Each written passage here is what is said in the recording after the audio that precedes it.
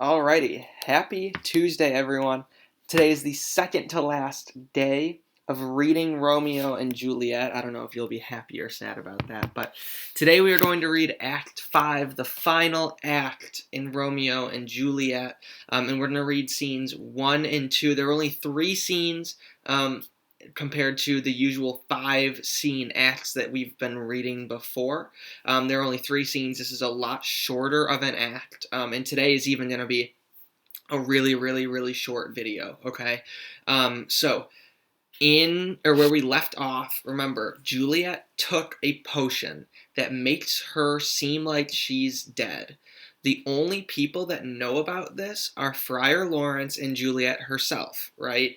They did not tell Romeo, they did not tell any of Romeo's men that this was happening. Meanwhile, while all that is happening, Romeo is out in a place called Mantua, which is another city near Verona, which is where Juliet is. And because he was banished, he killed Tybalt, and so he was banished from the town altogether, right? And the ultimate goal is for them to run away together, Romeo and Juliet, run away together, and live their life happily married, right? The reason why Juliet took the death potion is because she didn't want to marry Paris, right? Today is her wedding day, technically.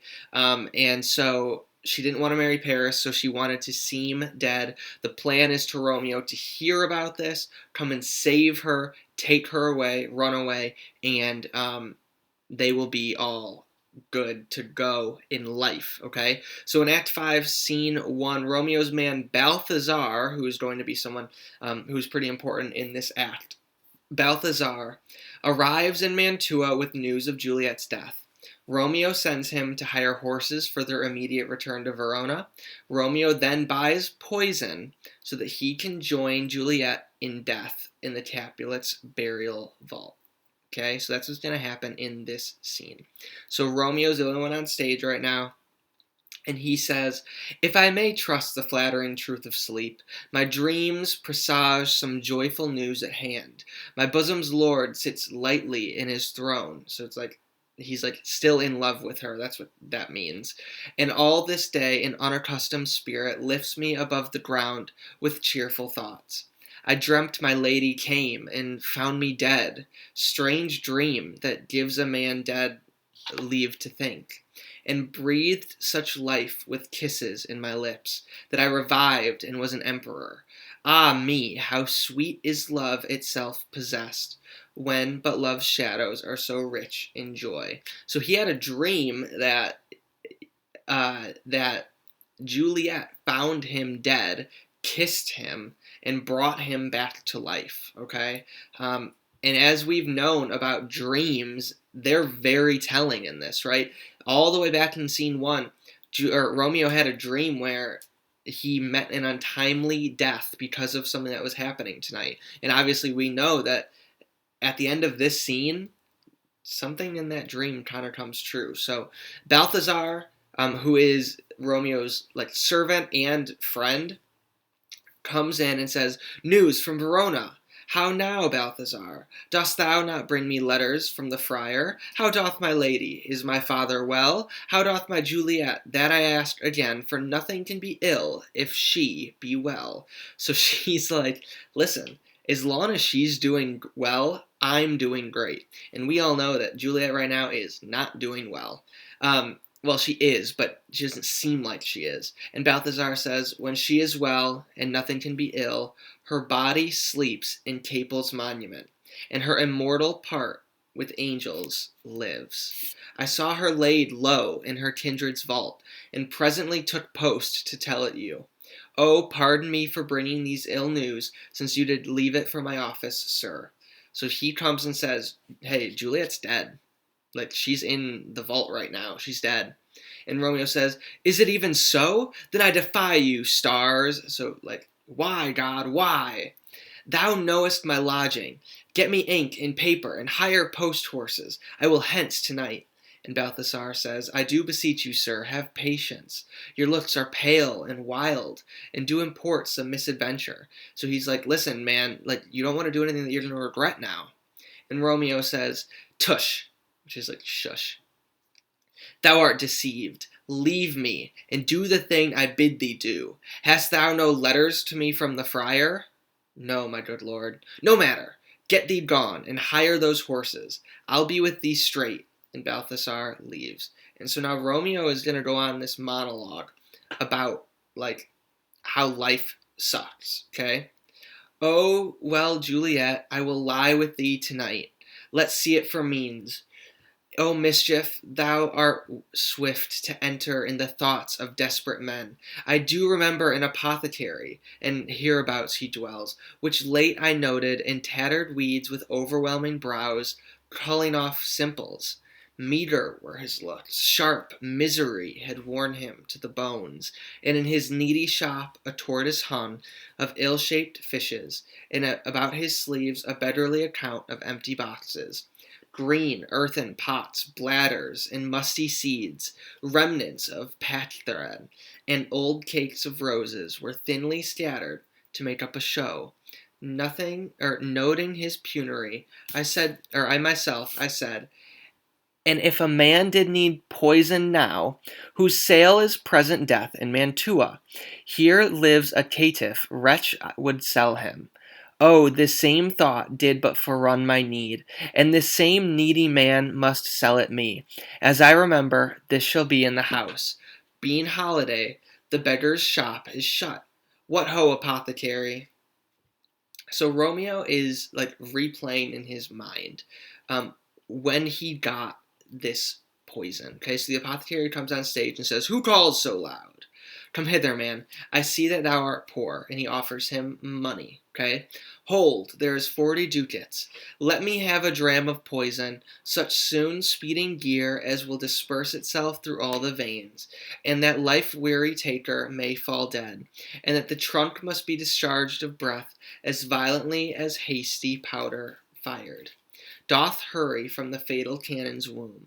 Such mortal drugs I have, but Mantua's law is death to any he that utters them." So it's punishable by death to sell poison, but Romeo's like, "Listen, dude, I need this.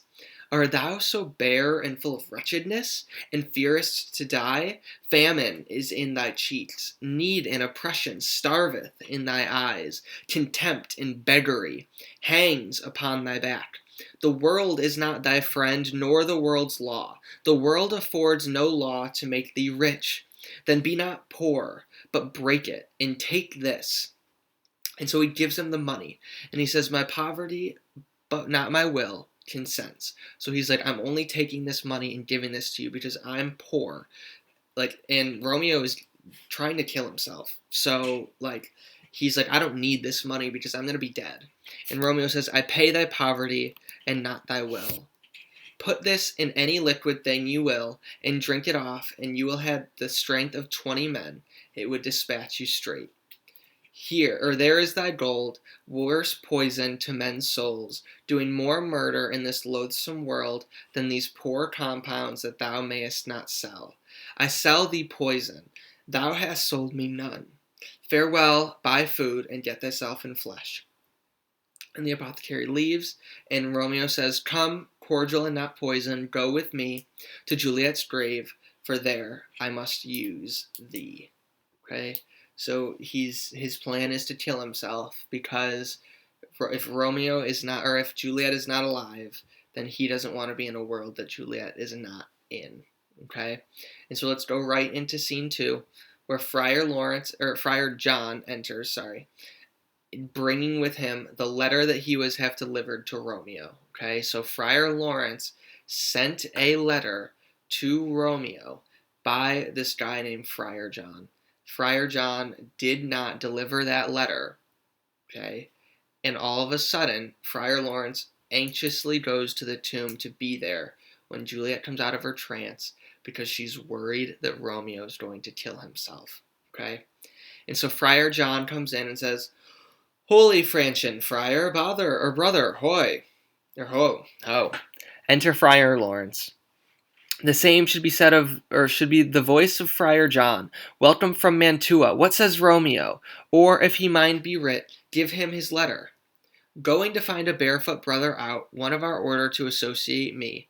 Here in the city, visiting the sick, and finding him, the searchers of the town, suspecting that we both were in a house where the infectious pestilence did reign, sealed up the doors, and would not let us forth, so that my speed to Mantua there was stayed. Who bare my letter then to Romeo? I could not send it. Here it is again, and he returns the letter. Nor did a messenger to bring it to thee, so fearful were they of infection. Unhappy fortune! By my brotherhood, that letter was not nice, but full of charge, of dear import, and neglecting it may do much danger. Friar John, go hence, get me an iron crow, and bring it straight unto my cell. Brother, I'll go and bring it thee. He exits. Now must I to the monument alone. Within these 3 hours will fair Juliet wake. She will beshrew me much that Romeo hath no notice of these accidents. But I will write again to Mantua, and keep her at the cell till Romeo come. Poor living corse closed in a dead man's tomb. And he leaves. All right. So Friar John could not deliver the letter because he was worried about his reputation. All right. My question to you is, obviously all of this could have been avoided, right? If Friar John sends the letter. Friar John is a character that we don't really know, and we don't really know much after this, right? And so, excuse me. And so, he was given the task to deliver this letter. If he just delivered the letter, all of this might be good and fine, right? Romeo wouldn't need to go get the poison. But my question to you is, why would Friar John be afraid to go into Mantua and give it to Romeo? What about Romeo might turn him off from this? Okay? That is your question. We will see you tomorrow for the final time of reading Romeo and Juliet. All right? Bye, y'all.